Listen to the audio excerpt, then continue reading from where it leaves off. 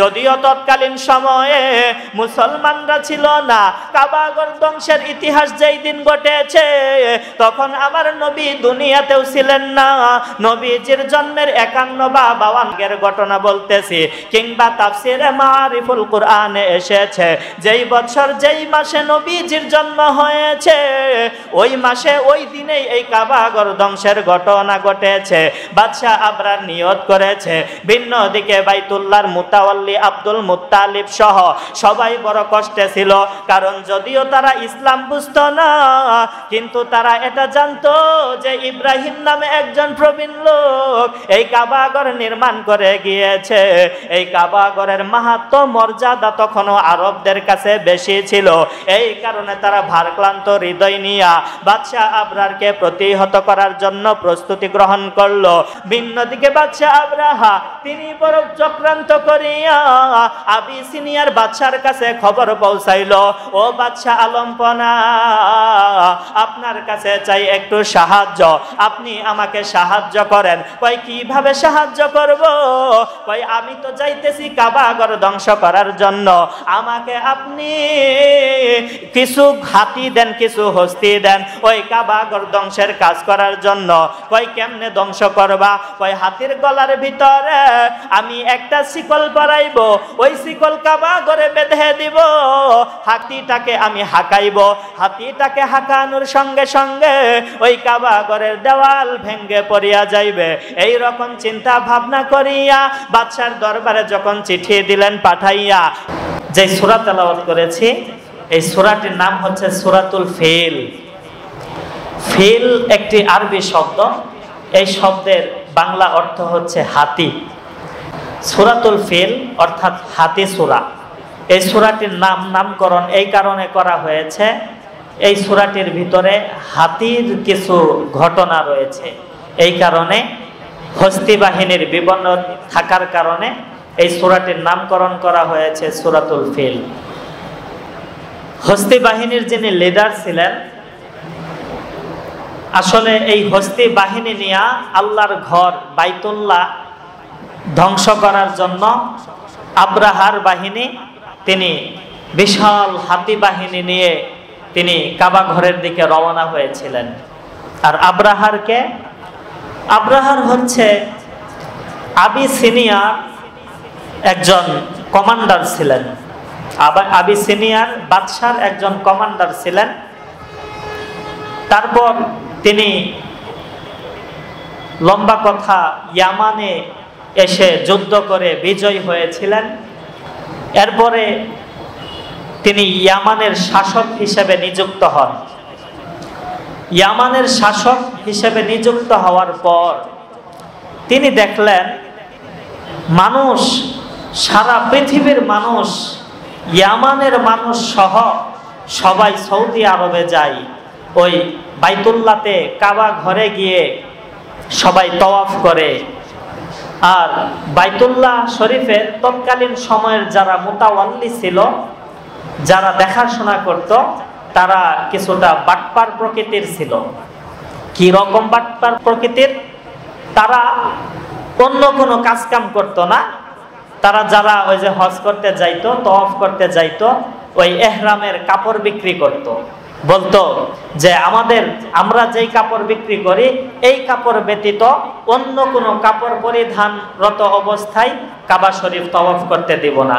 সুতরাং বাধ্য হয়ে তাদের কাপড়ই মানুষের কিনতে হইতো। বলতো প্রয়োজন বোধে বিবস্ত্র অবস্থায় তওয়াফ করো, উলঙ্গ হয়ে তওয়াফ করো, তবু আমাদের দেওয়া কাপড়েই তোমাদের নিতে হবে। আর এই রকম সুযোগ মাশাআল্লাহ আমরা যারা বাঙালি তারা তো যথেষ্ট জানি, একটু সুযোগ যদি পাই তাহলে দাম যে কি পরিমাণ বাড়ে। হ্যাঁ, যেমন সরকারিভাবে যদি কোনো ছুটি হয়, এমনিতে মতুন্না বেটার পিছনে দাঁড়াইয়া কয় উস্তাদ আসতে কয়া ব্রেক করায়া, গাড়ি ব্রেক করায়া, এরপরে কয় ভাই যাইবেন, বেটা কিন্তু প্রস্রাব করতেছে, তারপরে জিগা ভাই যাইবেন, কি ঠেকা হ্যাঁ 10 টাকা। আর যখন কোনো বন্ধ হয়, ছুটি হয়, তখন 10 টাকার ভাড়া 50 টাকা, যাইলে যান, না যাইলে নাই। কারণ আমার মতো গরিব যারা কম বেতনে চাকরি করে, আমরা যে কি বিপদে পড়ি। তো তৎকালীন সময়ে ওই আরবের মুতাওয়াল্লিরাও কাবা ঘরের মুতাওয়াল্লিরাও এই কাজটাই করত, বলতো যে যদি কাবা ঘর তওয়াফ করতে হয় তাহলে আমাদের বিকৃত কাপড় পরেই তওয়াফ করতে হবে। আর সুযোগে বিশাল দামে তারা ওই ইহরামের কাপড় বিক্রি করত। তো এরকম ছিল, তারা ছিল জালেম, তারা জুলুম করত মানুষের প্রতি।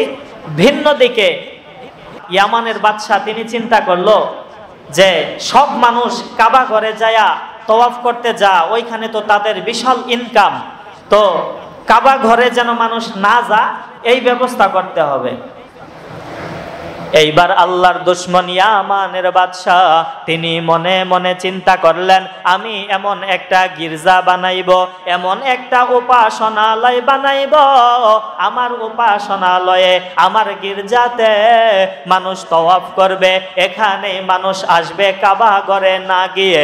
এই রকম চিন্তা ভাবনা করিয়া এবং আবিসিনিয়ার বাদশাকে খুশি করার উদ্দেশ্য লইয়া তিনি এমন একটা গির্জা বানাইলেন, স্বর্ণ রূপা হীরা মানিক মুক্তা দ্বারা অনেক অর্থ সম্পদ ব্যয় করিয়া এমন একটা গির্জা তিনি নির্মাণ করলেন যেন পৃথিবীবাসী অবাক হইয়া শুধুমাত্র ইয়ামানের দিকেই আসতে থাকে। ওই গির্জার জাক জমক দেখিয়া সবাই যেন ওই গির্জায় তওয়াফ করার জন্যই আসে। এই রকম একটা গির্জা যখন বানাইলো, ইয়ামানের বাদশা আব্রাহার যখন গির্জা বানানো শেষ করলো, এই গির্জাটা দেখতে এমন সুন্দর ছিল, তৎকালীন সময়ের ওই কাফের বেঈমানরা এই গির্জাকে বড়ই সম্মান করত। এই গির্জা যেমন বড় করে বানাইছে, এমন উচ্চতাও দিয়েছে, আবার স্বর্ণ রূপা দ্বারা গির্জাটাকে বান্ধাইছে। এই রকম অবস্থাতে ইয়ামানের বাদশা আবরার ইনি ঘোষণা দিয়ে দিলেন, ও দুনিয়ার মানুষ, তোমরা কাবা ঘর তওয়াফ করার জন্য আর বাইতুল্লাহ যাওয়া দরকার নাই, আর আরবে যাওয়া দরকার নাই, আর মক্কাতে যাওয়া দরকার নাই, তোমরা এখন থেকে আমার বানানো গির্জা তওয়াফ করবা, এখানেই আসবা, কাবা ঘরে যাওয়ার কোনো প্রয়োজন নাই। এই সংবাদ যখন কাবার মুতাওয়াল্লিদের কাছে পৌঁছে গেল, কুরাইশ গোত্রের লোকেরা এবং যারা সম্মানিত মানুষ ছিল, নবীজির দাদা আব্দুল মুত্তালিব সহ তারা সবাই ক্ষুব্ধ হইলেন, তারা সবাই রাগান্বিত হইলেন। বাদশা আবরার এমন কি গির্জা বানাইলো, মানুষগুলো বাইতুল্লাহর দিকে না আসিয়া মানুষগুলো ওই গির্জার তওয়াফের জন্য উল্লাস করতেছে। এই রকম চিন্তা ভাবনা করিয়া তারা যখন বিশাল বিষণ্ণতায় ভুগতেছিলেন, এই মুহূর্তে ওই আরবের একদল লোক তারা ওই গির্জায় যাইয়া, ইয়ামানে যাইয়া ওই গির্জার ভিতরে রাত্রিবেলায় ঢুকিয়া তারা গির্জার ভিতরে প্রস্রাব পায়খানা করিয়া দিল। আবার কোন বর্ণনায় পাওয়া যায় তারা গির্জায় প্রস্রাব করেন নাই, তারা পাশেই গির্জার পাশেই আগুন ধরাইছিলেন। ওই আগুন আস্তে আস্তে গির্জায় লাগিয়া গিয়েছিলেন, যার ফলে গির্জার অনেক ক্ষয়ক্ষতি হয়ে গিয়েছিল। এই সংবাদ যখন বাদশা আবরারের কাছে পৌঁছানো হইল, বাদশা আবরারের কাছে সংবাদ দেওয়ার পর বাদশা আবরার বড় রাগান্বিত হইয়া তিনি ঘোষণা দিলেন, ও ইয়ামানবাসী শুনিয়া লও, আমি এখন থেকে নিয়ত করে ফেলেছি, আমি এখন থেকে উদ্যোগ নিয়ে ফেলেছি, আমি যাব মক্কাতুল মুকাররমায়, আমি গিয়ে ওই কাবা ঘর ধ্বংস করে ফেলবো। ওই কাবা ঘর না ধ্বংস করা পর্যন্ত আমি বাদশা আবরার ক্ষান্ত হইব না। বলেন নাউযুবিল্লাহ। যদিও তৎকালীন সময়ে মুসলমানরা ছিল না, কাবা ঘর ধ্বংসের ইতিহাস যেই দিন ঘটেছে তখন আমার নবী দুনিয়াতেও ছিলেন না। তাফসিরে মারিফুল কুরআনে এসেছে, যেই বছর যেই মাসে নবীজির জন্ম হয়েছে ওই মাসে ওই দিনেই এই কাবা ঘর ধ্বংসের ঘটনা ঘটেছে। বাদশা আবরার নিয়ত করেছে। ভিন্ন দিকে বাইতুল্লাহর মুতাওয়াল্লি আব্দুল মুত্তালিব সহ সবাই বড় কষ্টে ছিল, কারণ যদিও তারা ইসলাম বুঝতো না, কিন্তু তারা এটা জানতো যে ইব্রাহিম নামে একজন প্রবীণ লোক এই কাবা ঘর নির্মাণ করে গিয়েছে। এই কাবা ঘরের মাহাত্ম্য মর্যাদা তখনও আরবদের কাছে বেশি ছিল। এই কারণে তারা ভারক্লান্ত হৃদয় নিয়ে বাদশাহ আবরারকে প্রতিহত করার জন্য প্রস্তুতি গ্রহণ করলো। ভিন্ন দিকে বাদশাহ আবরাহা তিনি বড় চক্রান্ত করিয়া আবিসিনিয়ার বাদশার কাছে খবর পৌঁছাইলো, ও বাদশাহ আলম্পনা, আপনার কাছে চাই একটু সাহায্য, আপনি আমাকে সাহায্য করেন। কই কিভাবে সাহায্য করব? কই আমি তো যাইতেছি কাবা ঘর ধ্বংস করার জন্য। কই কেমনে ধ্বংস করবা? কই হাতির গলার ভিতরে আমি একটা শিকল পরাইব, ওই শিকল কাবা ঘরে বেঁধে দিব, হাতিটাকে আমি হাঁকাইব, হাতিটাকে হাঁকানোর সঙ্গে সঙ্গে ওই কাবা ঘরের দেওয়াল ভেঙ্গে পড়িয়া যাইবে। এই রকম চিন্তা ভাবনা করিয়া বাদশার দরবারে যখন চিঠি দিলেন পাঠাইয়া, বাদশাহ আবার তার কথার উত্তর দিয়া কোন বর্ণনায় 8টি, কোন বর্ণনায় 12টি হাতি পাঠাইলেন। এর ভিতরে একটা বাদশার সবচাইতে মুহাব্বতের একটা হাতি ছিল, যেই হাতিটির নাম ছিল মাহমুদ। মাহমুদ নামে হাতিটি সহ তিনি বাদশাহ আবরাহাকে দিয়ে দিল। এইবার বাদশাহ আবরাহা তিনি বিশাল সৈন্য দল লইয়া এইবার যখন কাবা ঘর ধ্বংস করার উদ্দেশ্যে হইলেন রওয়ানা, রাস্তার মধ্যে অনেক আরাবিয়ানরা, অনেক কাবা ঘরকে মুহাব্বত করনেওয়ালারা তারা বাদশাহ আবরাহাকে বাধা দেওয়ার চেষ্টা করলো, কিন্তু কোনো বাধা মানলো না। যারাই তাকে বাধা দিতে যায় তারাই আবরাহার হাতে বন্দী হয়ে যায়। তখন ওই লোকেরা বলে, আমাকে ক্ষমা করে দেন, আমাকে কতল করবেন না, আমি আপনাকে রাস্তা দেখাইয়া দেখাইয়া কাবাঘর পর্যন্ত নিয়ে যাইব। এই রকম করে সবাইকে যখন বন্দী করলো, মিনা সহ ওই রাস্তা দিয়ে যখন কাবাঘরের ভিতরে ঢুকতেছে, এমন সময় তিনি এমন একটা এলাকায় গিয়ে পৌঁছলেন যেই জায়গাটার নাম হইল মুগাম্মাস। মুগাম্মাস নামক এলাকায় যাওয়ার পর বাদশাহ আবরাহা তিনি থামিয়া গেলেন। এইখান থেকে একজন রাষ্ট্রীয় দূত পাঠাইলেন, একজন পিয়ন পাঠাইলেন, একজন কাসেদ পাঠাইলেন। ওই পিয়নে যাইয়া, ওই কাসেদে যাইয়া আব্দুল মুত্তালিবের কাছে খবর দিবে বাদশাহ আবরাহা আসতেছে কাবাঘর ধ্বংস করার জন্য, আপনাদের সাথে বাদশাহ আবরাহা একটা চুক্তি করতে চায়। ওই কাসেদ যাইয়া আব্দুল মুত্তালিবকে খবর দিল। লম্বা কথা সংক্ষেপ করে দিলাম। এইবার যখন আব্দুল মুত্তালিব বলল, এই কাবাঘর ধ্বংস করার জন্য তোমাদের বাদশাহ আবরাহা আসতেছে ঠিক, কিন্তু এই কাবাঘরের মালিক তো আমরা না, এই কাবাঘরের শুধু দেখাশোনার জন্য আমরা রয়েছি। এই কাবাঘরের একজন মালিক রয়েছে, তার যদি মনে চাই হেফাজত করবে, আর যদি না মনে চাই ধ্বংস করবে, তাহলে তাই হবে। এইবার আব্দুল মুত্তালিবের কথার জবাব শুনিয়া কাসেদ গেলেন আবরাহার কাছে চলিয়া। আবরাহা আবার একটা কাজ করলেন, একজন লোক নিযুক্ত করিয়া দিলেন, ওই আরবদের সমস্ত উট ঘোড়াগুলো তারা লুট করত। এইবার ওই লোক যাইয়া আব্দুল মুত্তালিবের 200 উট লুট করে নিয়ে আসলো, 200 উট চুরি করে নিয়ে আসলো। ভিন্ন দিকে আব্দুল মুত্তালিব সহ আবু তালেব সহ নবীজির চাচারা সবাই পেরেশান, এই কাবাঘর কিভাবে হেফাজত করা যায়। এইবার বাদশাহ আবরাহা মুগাম্মাস নামক এলাকায় যাইয়া আব্দুল মুত্তালিবকে এখানে আমন্ত্রণ করলেন। আব্দুল মুত্তালিবও এখানে আসলেন। আব্দুল মুত্তালিবকে ডেকে ডেকে বলতেছে, ও কাবার মুতাওয়াল্লি, ও আব্দুল মুত্তালিব, তোমার কাছে আমি বার্তা পৌঁছাইতে চাই। আমি তো চাই এই কাবাঘর ধ্বংস করার জন্য, কিন্তু বিনিময়ে আমরা তোমার কোনো ক্ষতি করব না। আব্দুল মুত্তালিব ওই একই উত্তর দিলেন, আমি তো কাবাঘরের মালিক না, কাবাঘরের মালিক তো একজন রয়েছে, উনি যদি চাই হেফাজত করবে, আর যদি না চাই হেফাজত করবে না। কিন্তু আমার একটা আবদার। কয় কি আবদার? কয় আবদারটা হইল, আমার যে 200 উট তোমার লোকেরা লুট করে নিয়ে গেছে, এই উট 200 আমাকে ফেরত দিয়া দাও। বাদশাহ আবরাহা বলল, ও আব্দুল মুত্তালিব, আমি তো জানতাম তুমি অনেক জ্ঞানী মানুষ, কিন্তু এখন তো বুঝতে পারতেছি তোমার আকল জ্ঞান বলতে কিছুই নাই। কই কেমনে বুঝলা? কয় আমরা আসছি কাবাঘর ধ্বংসের জন্য, তুমি কাবাঘর রক্ষার কথা না বলিয়া তুমি তোমার উট নিয়ে পড়িয়া রইছো। আব্দুল মুত্তালিব আবার কই, ও আবরাহা, আগেই তো বলেছি এই কাবার মালিক আমরা না। এই কাবা যদিও দেখাশোনা আমরা করি, এই কাবার মালিক একজন আছেন, তিনি হলেন শাহে রব্বানা। এইবার আব্রাহা বাহিনী আব্দুল মুত্তালিবের সঙ্গে কথাবার্তা বলিয়া কয় ঠিক আছে, তাহলে কাবা ধ্বংস করে তারপর আমি ইয়ামানে চলিয়া যাব। এইবার আব্রাহা এবং আব্দুল মুত্তালিব বিচ্ছিন্ন হয়ে গেলেন। আব্দুল মুত্তালিব উনি ওই যে জাবালে নূর হেরা গুহায় যাইয়া দাঁড়ায় আছে, ওইখান থেকে তিনি ওই কাবাঘর দেখতেছে, কি হয় এগুলো দৃষ্টিকোণ করতেছে। ভিন্ন দিকে আবু তালেব নবীজির চাচা, তিনি ওই কাবা ঘরের সামনে যাইয়া দুইটা হাত তুলিয়া আল্লাহর কাছে দোয়া করতেছে, ও কাবার মালিক, ও রব্বে কাবা, আমরা চলিয়া যাইতেছি সারিয়া কাবা, তুমি যদি মনে করো আব্রাহার বাহিনী হইতে কাবা ঘর রক্ষার প্রয়োজন মনে করো, তাহলে তুমি রক্ষা করিও, আর যদি প্রয়োজন মনে না করো তাহলে রক্ষা করার কোনো প্রয়োজন নাই।